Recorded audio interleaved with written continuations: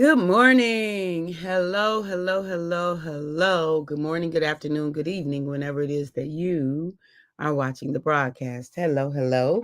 It is wonderful to connect with you. Wonderful to say hi, hello, how do you do?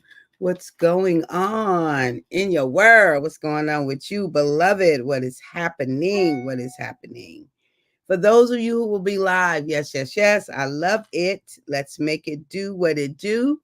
For those who will hashtag and replay it, go on and click that button. All right, there. For those of you who will be on and I don't know you on and I might not never know you on, I can appreciate that. And then, excuse me, for those who will be used by Papa at some point down the road to encourage this here girl right here. She is happy, glad about it. Thank you. I need all the encouragement from Papa that I can get. Yep, I do. I do. Because sometimes we just need encouragement. Sometimes we do. Sometimes we just need a little encouragement. And I'm grateful when it comes from the throne room of grace and mercy from Papa. A direct ounce of encouragement from Papa. I like it. I like it. I like it. I like it. All right. So, what are we talking about here? What are we talking about? So why 5 a.m.? We really do have our own answers within us. I firmly believe that. I firmly believe that. Now, it don't mean that we don't need help. It's not what I'm saying. We have our own answers, but sometimes we need help knowing what to do with them answers. Sometimes we need help.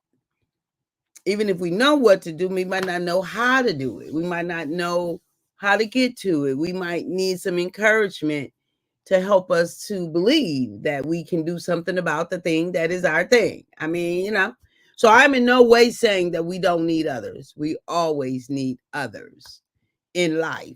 In life, there are times when we have to go things alone. Yes, there are times when we have to walk alone, do our things, but that's not forever. It's seasonal. It is seasonal, like fall, winter, spring, and summer. It's seasonal. But sometimes that season does come. And we have to honor that season and be okay with the season. Being alone doesn't mean you have to be lonely. Lonely is a state of mind, not a state of being. It's a state of mind. Lonely is a state of mind. Um, Alone, you may be alone. That's a state of being. That may be the fact that nobody is there with you. But that still doesn't mean you have to be lonely. Good morning, Virginia from Virginia. So good to see you, my sister. Doesn't mean you got to be lonely, okay? Because lonely is a state of mind. Lonely is a state of alone is your state of being at the moment. All right, now that we got that taken care of, we really do. I start all of my new counseling sessions with this statement to the client I'm privileged to serve at the moment, that I say that I've been a therapist for a little bit over 20 years. It's my professional and personal belief that we all already have our answers within us. As a matter of fact, it would be a bit arrogant for me to think I have your answers because you have been with you. So if a person is 34, you've been with you 34 years. I'm just meeting you. But I do believe that this engagement that we do together, we come together and have an honest conversation, that together we can come up with some solutions to get you towards the goal that is yours, that you seek. I believe that. I believe that whether I'm in therapy or just doing life, I believe that. I believe that every individual is already empowered, that every individual is already powerful and strong. Every individual is already um, their their best source their best source for moving towards the thing. Because no matter what other source there is, if the individual doesn't believe that that source is available for them, they will not leverage it. They will not leverage it. They will not seek or reach out or receive the answer that's right there available for them. So it's also why when I talk about love, self-love, it's my favorite subject, right? It's why when I talk about self-love, it is the notion that um when we fail to love ourselves sufficiently, when we fail to love ourselves, no one can love us sufficiently enough to fill that void, to fill that gap.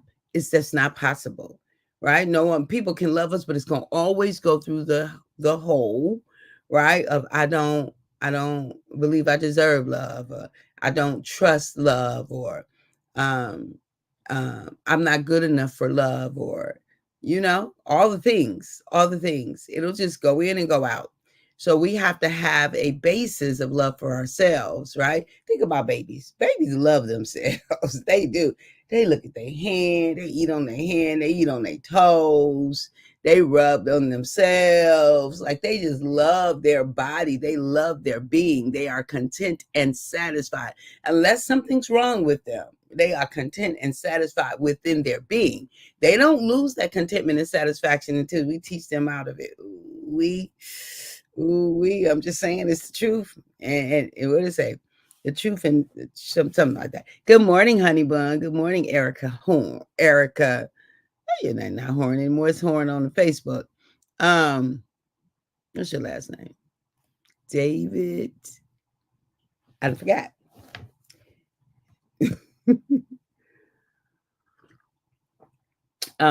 Anyhow. Yeah, so we really do. Evans, EE. That's right, EE. Hey, EE. Erica Evans. Right. Okie dokie. So when we think about it, we really do have our own answers right within us. We know what we want if we will quiet ourselves enough and really listen to our true self. We know what we want. We know what we need, right? We know what our souls desire. If you will quiet yourself. Now, let me tell you, when that awareness is not available to us, when we have lived a life of people pleasing, when we're afraid to bring our mask down because we're concerned that we'll be rejected, we're concerned that we won't be accepted, we're concerned that people won't like us. All of those things will keep us with our mask up, and it'll feel as if we don't have our own answers. It'll feel as if we have to lean onto other people and look into other people to tell us what's right for us. It's not the truth. If you, beloved, when you start to believe some things about yourself, I'm going to read something to you that I invite you to believe about yourself. So we will, not this week, we don't have class this week, but the week after election, we will have our fourth class, I believe. And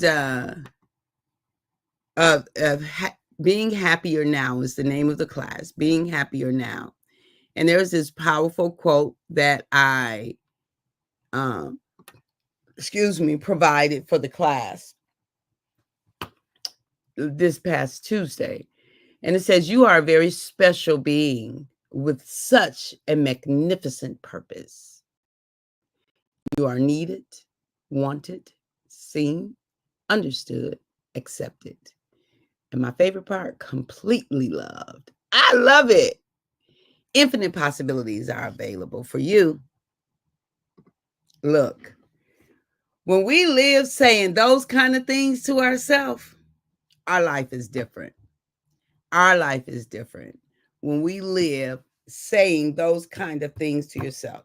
So if you're the kind of person who struggles with moving on your own, on your own rhythm, moving to the beat of your own drum, if you struggle with being true to what you know is happening within you, if you struggle with aligning with what is real for you, you got to say those kinds of things to yourself daily. And even if you don't believe them at the beginning, I don't care. Just say it. Because anything that we engage often, it becomes more common and more,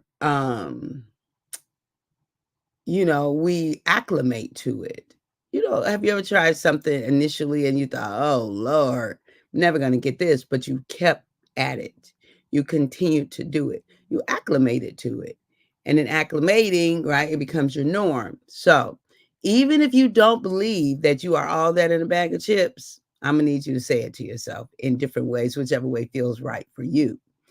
And that statement, come on, I don't think we can hear this enough. You are, say I am a very special being.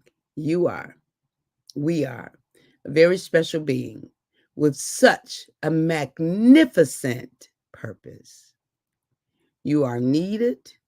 I am needed, wanted, seen, understood, accepted, and completely loved. That make my soul sing. Infinite possibilities are available to us, to you and I. I love it. I absolutely unequivocally love it.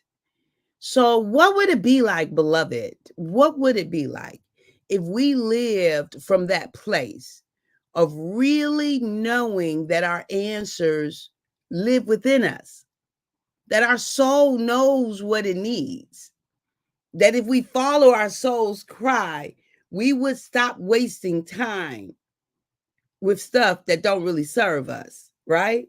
I'm not saying we want to experiment and explore. Yeah, that's a part of life. Discovery, exploration, and discovery is a part of life. But we would be aligned with what works for us. We would just then be choosing amongst the best instead of over here choosing amongst we didn't really want that anyway. Like, I don't even want that anyway. Like, if people don't eat meat, why are we going to put meat on their plate? Like, it's a waste of time and a waste of resources. I am a very special person that's needed and wanted. I love it too, Auntie. So many kids struggle with this. That's why I try to show them so much love. Right? I love that. Absolutely. Absolutely. Thank you. Thank you. Thank you. And I am sure, I know that they benefit from your display of love for them. Your display of love. I know that they benefit from your presence, from being in your presence, and you benefit from being in theirs, right? Because whoever we are created to serve, it's not that just that they benefit from us, but we also benefit from them. We also get life from them. Every time I do a Queen's Adventure, I leave with so much more than I went there with. I leave with so much more, even though I pour out a lot. I leave with so much more than I poured out. Now, I do need some physical recovery after those days, Thursday, Friday. So we go in on Wednesday, and then we got Thursday, Friday, Saturday, Sunday. We leave on Sunday. So I do need some recovery time. Yes, yes.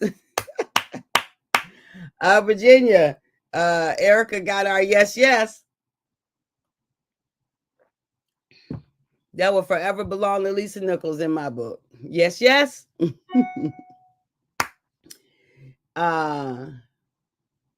So yes, yes, yes, yes. I love it. I love it. I love it. We are gifts to Papa's entire universe, right? Thank you, Virginia. We are gifts. We are gifts. We are immeasurable gifts. And the more that we know it, the more our gift, the more powerful our gift is. I know I'm a gift. Like, there's no doubt in my mind that I am gifted in what I do. It's why I stay in my lane. I don't try to go in other people's lanes. I'm not even interested in other people's lanes. I'm just not. I'm gifted in having life-giving conversations and adding more love into the world, one life-giving conversation at a time. Whatever that looks like, on a stage, one-to-one, in the grocery store, through writing a book, doing a podcast, a live, or whatever it is, creating some content, doing workshops. It's about a conversation. Because even though in many instances I come as the one to share the message and to lead the learning, I am not the only one in the room with information, with knowledge, with wisdom. And I believe that we're better together. I just do. I believe that we're better together. When we create situations for others to bring their wealth of knowledge together, I just believe that we are better together. And so, but we have to start with believing that we have our own answers for our own self. Okay? For your own self first, for your own self. And if we believe that, then we believe that other people have their answers. And then instead of giving answers, we create atmospheres for people to discover their own answers. And let me tell you how empowering that is. How empowering that is. If someone always has to go to someone else for their answers, that eventually becomes disempowering. Eventually it becomes disempowering because naturally we begin to think, well, I should know some of this. Like, I should be able to come up with something, some of it, right? And uh, so we really do. We really do have our own answers within us. Absolutely, unequivocally, we do. So, but you got to trust yourself, right? You got to trust yourself. If over time you have found that you have made many decisions that didn't work out for you, first of all, I'm going to invite you to change your frame around that. So perhaps it didn't take you to where you thought it would. My question to you then becomes,